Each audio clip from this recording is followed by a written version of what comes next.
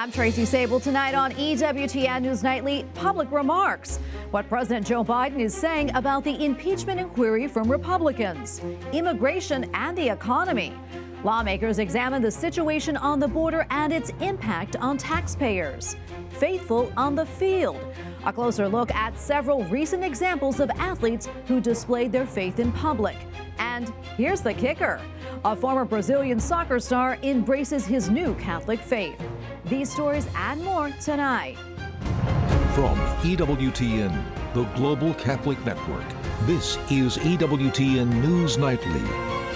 Thank you for being with us on the Feast of the Exaltation of the Holy Cross. Our top story tonight, Hunter Biden has been indicted on federal firearms charges. The indictment filed in Delaware says the son of President Joe Biden lied about his drug use when he bought a firearm back in 2018. The president's son also has been investigated for his business dealings. A special counsel overseeing the case says tax charges could be coming soon. Today's indictment marks the most serious step yet in a long-running probe.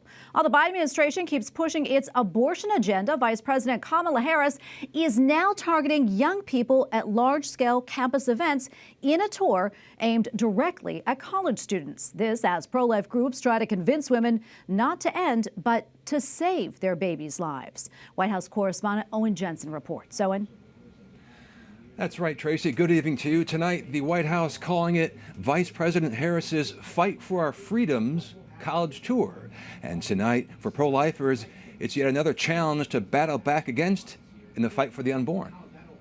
Vice President Kamala Harris at Hampton University in Virginia, just one of several schools, she tweeted, she'll be visiting.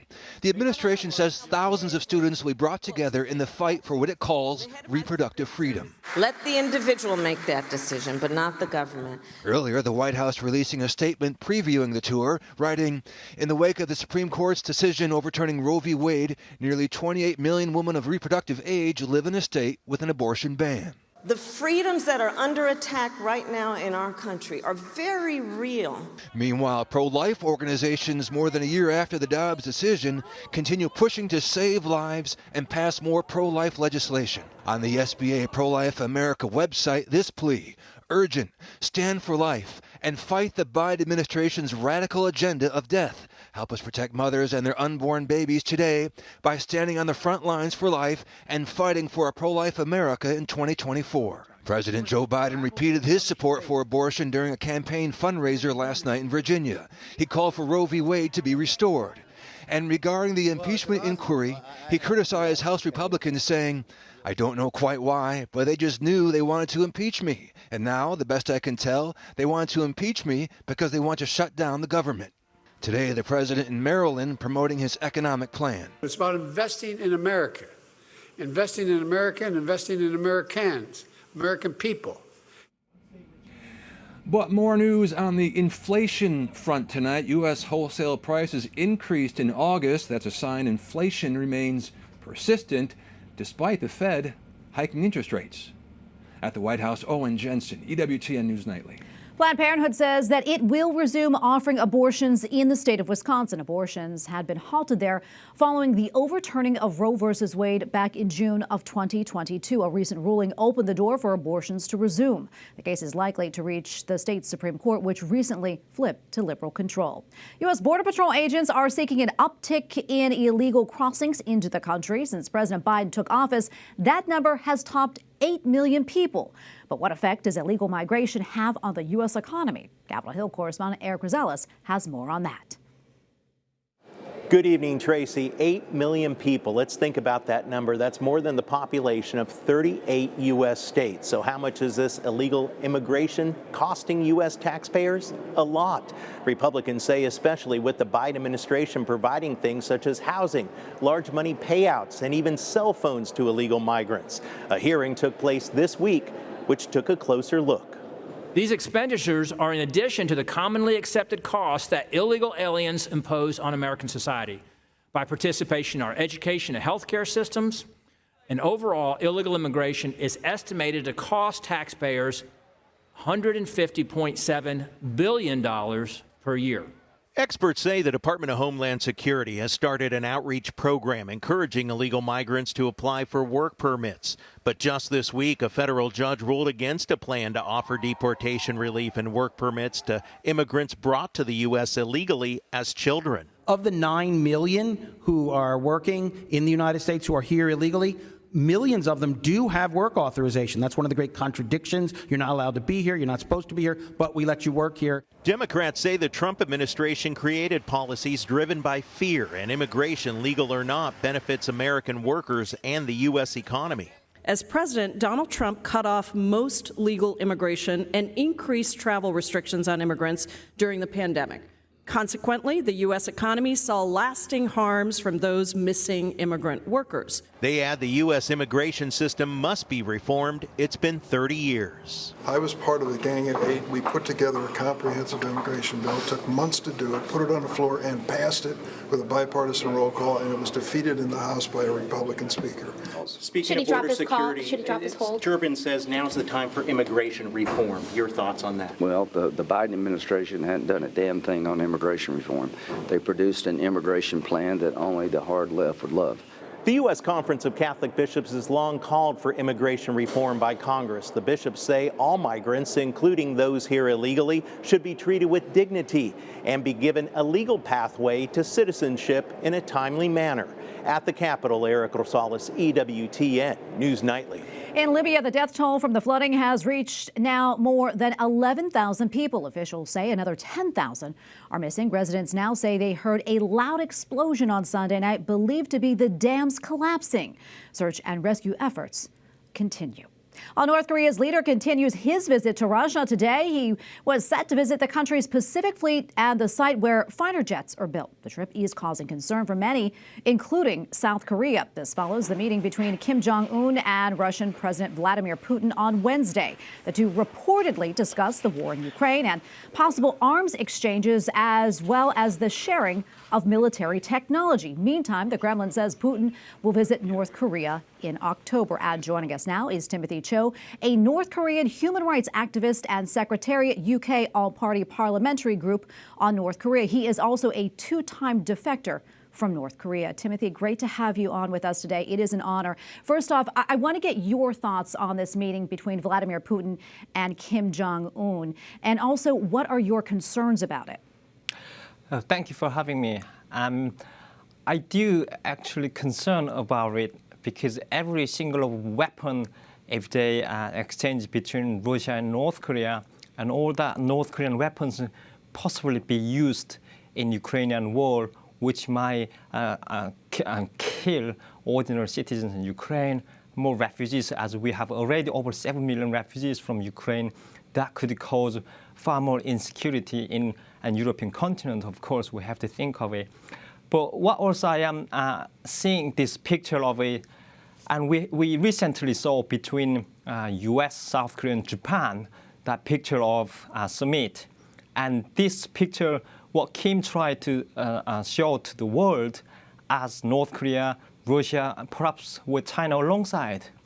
But we have to be also carefully look at this current situation, how much influence and encourage other dictators as well, such as even Israel and Iran. So in this case, and we may need to give more pressure on both regimes and in the space of the United Nations and Security Council space as well, and even an European Parliament where this conversation needs to be dealt.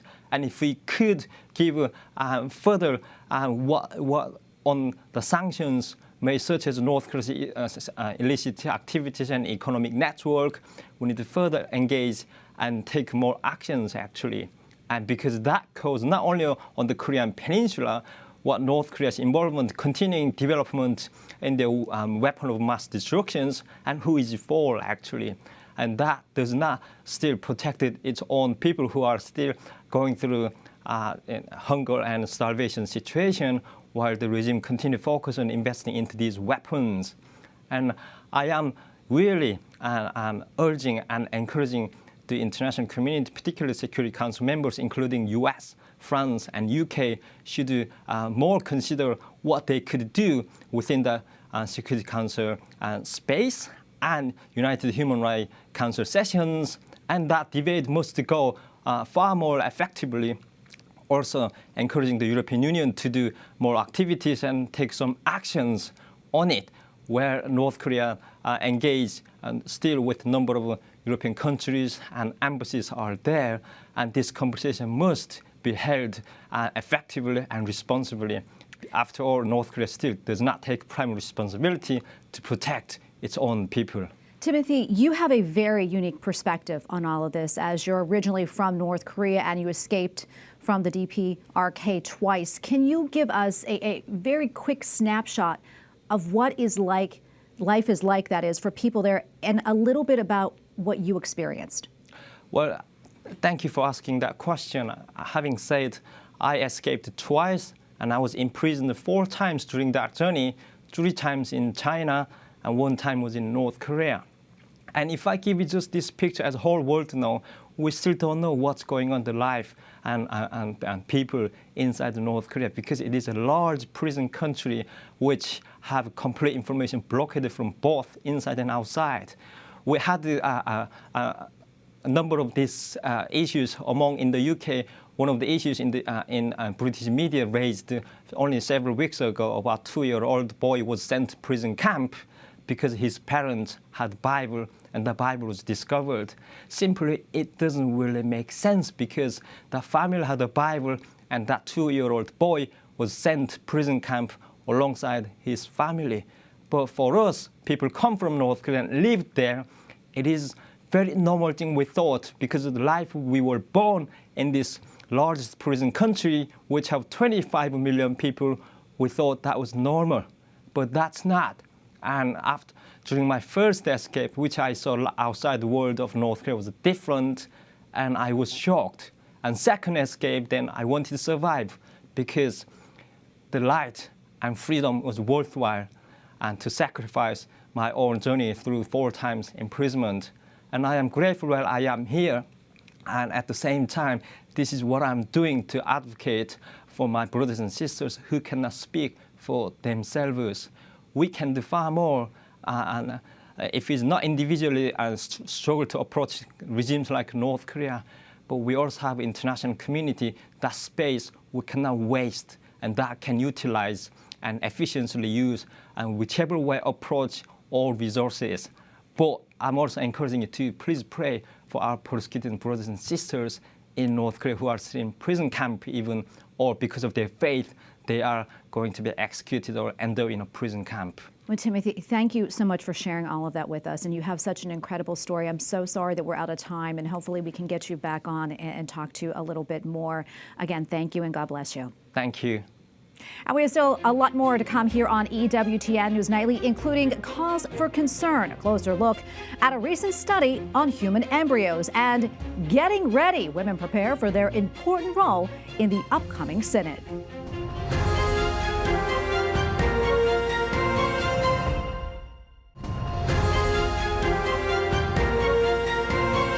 Says scientists have grown an entire model of a human embryo without using sperm or egg. A report by the BBC says the Israel-based team used stem cells to create the embryo, adding the model looks like a textbook example of a real 14-day-old embryo. The hope is that the research provides an ethical way of understanding the earliest moments of our lives. And joining us now to provide insight into the science is Dr. Lauren Rubal, a specialist in reproductive endocrinology, that is, and infertility. She is also a member of the Catholic Medical Association. Dr. Rubal, great to be with you today. This really is a stunning scientific development and a medical breakthrough, I guess, if you will. That said, your reaction to this? I find it quite concerning, to be honest, because this is the first time that human stem cells have been used to create an embryo model, very similar to a real embryo. And, you know, while this is different from in vitro fertilization, and we know what the church teaches about that, talk to us about, you know, what the church's standpoint would be on this. I would say that this is the culmination of the concern that in vitro fertilization and lab-grown embryos represents, is that this is stem cells, which are undifferentiated cells, being used, and those stem cells become all of the differentiated tissues in our body, typically. But these are now being reprogrammed into becoming 4 different types of the cells that comprise an embryo, including the ones that become the placenta, et cetera. And then these are being grown into a 14-day embryo, like models, what they're saying. But again, this is now devoid of the contribution of the egg and the sperm. And I think that, again, it's quite concerning because we have completely separated the procreative and unitive act. Yeah, and you and I have talked about that before, kind of taking the mother and the father out of the picture when it comes to things like this. Do you think this is opening a Pandora's box? Absolutely, because again, with new technology, as I always say, just because we can do something technically doesn't mean that we should. Of course, there can be such great hope that can be derived from some of these technologies, but where does it end? I can foresee that these begin being created with artificial wombs, and then we have this, again, commodification and production of children. Obviously, this is far in the future, nothing that's been done currently. But again, we see that as a distant possibility since this has now been done again with human cells for the first time. Yeah, Dr. Sabol, any more thoughts on this new technology, I suppose you call it? I would say that, again, if we can be vocal in stating that cells derived from embryos are sacred and should be treated with the dignity they deserve, that will curtail some of these advances, hopefully, that is already fraught with legal and ethical and technical issues. Well, thank you so much for coming on. Always appreciate it. Great to get your insights. God bless. God bless you. Women will be playing a very important role in the upcoming Synod on Synodality next month. In preparation, the World Women's Observatory organized 3 events this week. The webinars are called Let Us Prepare for the Assembly in Dialogue with the Women of the Synod. It is expected that more than 80 women will be part of the global gathering next month. We go now to Monica Santamarina, President General of the World Union of Catholic Women's Organizations. Monica, great to be with you today. So can you tell us more about these webinars and what you're hoping will come from them? Yeah. Thank you, Tracy. We're very, very happy, very hopeful, because we just finished the 3 webinars. We had hundreds of women from all over the world listening to each one of them. And we are very grateful for that. This is part of a project of a work that we have in the World Women Observatory that we have started 2 years ago. And in these webinars, what we did is, of course, we gave the results of a study we had done on almost 500 women that participated in the Synod at the different levels, co-responsible at diocesan, national, and continental levels. And so we spoke to them about how they felt, why they thought was needed in the other phases of the Synod and everything. So we presented the results, but more important, we had a very rich dialogue with women from all over the world, from different regions. Sister Natalie Beccard was with us all the time, and women that are very compromised with the Synod, of different ages, of different regions, cultures, ages, and that will be there even with some of them with the voting in the Synod, some of them as facilitators, some of them giving testimonies. I do want to talk about the Synod on Synodality and your thoughts on women, playing more of a role. How important is that?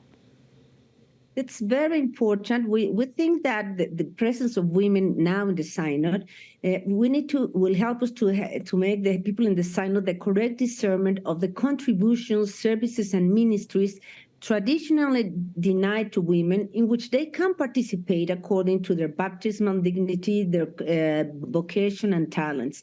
Women have a lot to give. They need to be more prepared, but they need to be given the chance to participate more fully in the church, because the church needs us, and we want to be there. Yes, and Monica, also, before I let you go, what are you hoping comes out of the Synod next month? Well, I hope we're going to have new steps. This is not the last phase. We're going to have to work on the new document all the next year. But I do hope that some of the big steps that have been done, I hope that some important decisions are taken so as to give us the correct path to all the church, how we have to work together in a different way, in a way so we can get near people that really need us, and to be an open church and a synodal church. I'm hopeful that we're going to be steps, important steps. How big or how little, I do not know yet. Church is a very big church that moves slowly sometimes, but I believe this is going to move faster than what we thought, and women are going to help a lot for that, I am sure. Well, Monica, so great to be with you. Thank you so much. We appreciate it. God bless you. Okay, God bless you too. Thank you for the opportunity. Up next on EWTN News Nightly, faith in action. Athletes are proudly showing off their faith on and off the field. Plus, a former Brazilian soccer star embraces his newfound Catholic faith.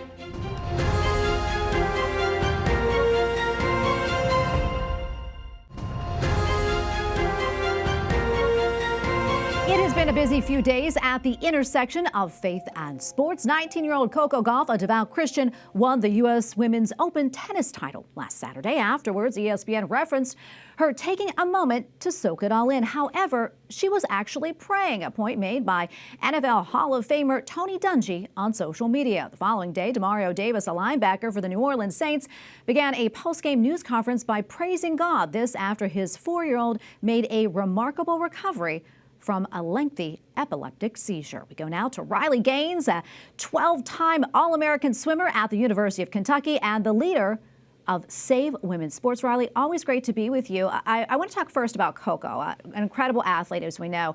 Your thoughts on her open display of her faith, and what did you think about ESPN failing to mention that she was praying? Well, I'm not surprised about ESPN. ESPN, it's interesting because when I'll say political issues, of course, this really shouldn't be political. We know how they stand. They're owned by Disney. We know how that goes.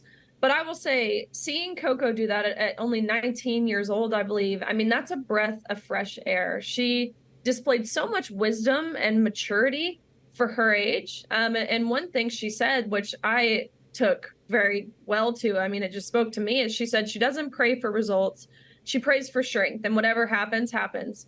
And again, I think that just shows how wise beyond her years she is. And I think a lot of people, I mean, she was playing on the largest stage. So to honor God in all of that is admirable, to say the least. Yeah, beautiful. As mentioned, Tony Dungy, who we know is very vocal about his faith, he kind of called out ESPN on social media and corrected them. Why do you think, it took that to draw attention to this? Because I think we've gotten to this point where we want to ignore these things. That's how we got here. We've been quiet for too long. I think we kind of keep ourselves in the dark. But when one person has the courage to call something out, which we all see, we all notice that, we all saw it. But when one person is willing to call it out, I think it just shows how courage begets courage, and there's strength in numbers. And that transcends far beyond, of course, just this topic. That's something I think that's pretty evident throughout a lot of the cultural issues that seem to be plaguing America. Yeah, I want to get to Demario Davis. We mentioned him as well, praising God for the recovery of his daughter. He actually began his news conference after a win over the Carolina Panthers with a quote from the book of Revelation. What did you make of his remarks, and what's been the response to that so far? Well, first, that story about his daughter is incredible. Of course, it's heartbreaking, but I think it shows the true resiliency and grit that an athlete has. For all of that to happen over the course of the weekend, yet he still goes out and plays his game. And it shows how he's just left it all in God's hands. That's what we need to do as human beings, as Americans, as Christians. We need to be putting more faith in God. And again, it's just a breath of fresh air to see athletes use their platform. Yeah. I think we discount that a lot of the times. These athletes have so much influence, and I don't know if they know that. And so to credit God is huge. Yeah, before I let you go, I'm going to switch gears here. And I also want to talk about why you're going to be in Texas this weekend. You're going to be there for the Texas Faith, Family, and Freedom Forum. Tell us a little bit more about this, and if you will, maybe give us a preview of what you're planning to talk about. So I'm super excited. Texas Values has been phenomenal in terms of making impact in both the state of Texas and really nationally. So really exciting stuff. The panel will be comprised of a lot of athletes. And of course, we'll be talking about, again, the issue of men and women's sports. It's crazy we even have to talk about this, but we want to give the audience some insight into, one, what it takes to be an elite athlete, the sacrifices, the determination that it takes to compete and be successful at the highest level, as well as the unfair competition that we faced, the locker room situation, the silencing that we faced and continue to face, and really, again, how that transcends beyond just sports. This has become a lot broader of an issue. And to me, what it is, the bigger picture of it is we're denying objective truth. And that's a pretty chilling thought when you think about it. But to follow Coco's lead here in honoring God, the beautiful piece is that about it is we know who wins. The Bible tells us who wins. And so, unfortunately, it doesn't tell us how long we have to endure what we're going through on this earth right now, where our yeses are nos and our nos are yeses. But we know who wins in the end. Indeed, we do. Riley, thank you so much for coming on. Always great to have you on the show. Of course. Thank you. Thank you. God bless. Well, finally tonight, a world-famous soccer star has taken a very important step in his faith. At the age of 46, Ronaldo has been baptized. A two-time World Cup winner and longtime star in Europe says faith has always been important to him, but he had never been baptized. He shared the experience on social media saying, quote, "With the sacrament, I feel truly regenerated as a child of God in a new, more conscious and deeper way." And we thank you for watching tonight. Remember, you can follow us on social media, Facebook, X, and Instagram at EWTN News Nightly. I'm Tracy Sabol. Good night and God bless.